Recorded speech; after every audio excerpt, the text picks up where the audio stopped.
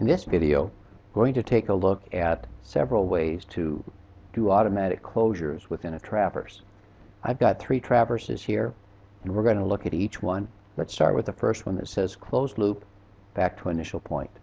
I'm going to open this traverse up, bring up a temporary drawing for it, so we can see that we're starting down here in the southwest corner at point 1. We're orienting with the back sight to point 2, and then we're moving counterclockwise around here through points 3, 4, 5, and then back to 6. So the traverse shows us that we've used a unique point 6 for the closing point, and we notice it has the same coordinates as point 1. So we're basically closing flat back on ourselves. And if I go into the closure view, Traverse PC has identified a couple of things for us. Let's start up here at the top in the traverse summary. So Traverse PC has identified that this is a closed loop traverse, and because it's a closed loop traverse, it goes ahead and computes the area, 10,000 square feet or 0.230 acres. If we were to look over here in the Traverses Manager, we would see that Traverse PC has displayed that same acreage over here in the Traverse Manager for us automatically because it knows this is a closed loop. Now, if I had some error here, Traverse PC would go out to a setting called tolerances, and under tolerances there's a closed loop percentage.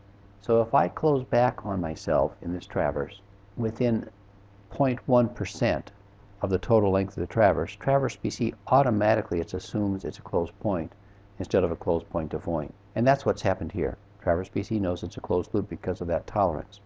Then I'm going to get an error summary, and the error summary tells me my linear error and relative error. Traverse PC also is going to give me any angular error that I've computed here, and I'll show you that in just a moment. And then I come down and I look at my closing points, and I see that Traverse PC has correctly picked up that I started at point 1 in the traverse. Open that, bring that traverse up here again. I ended at point 6, which is my closing point, and because it's a closed loop, the correct point for that closing is point 1. So it has all of that information for me. Now let's come up and look at the closure settings. I'm going to click on the button up here, and let's start back here at the closure type.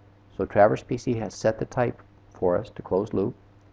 It's established the closing points, and just a moment ago I came in and typed in a closing angle. So I had to add that here in the closing angle dialog, and I said that should give me an angle that's the same as 1 to 3. So I want that to be the same as 1 to 3, and as soon as I type in 1 to 3 for my correct bearing, I get a closing angle that's appropriate. Okay, let's close out that closure view. So this is a very simple way to enter traverse data, close back on a closing point.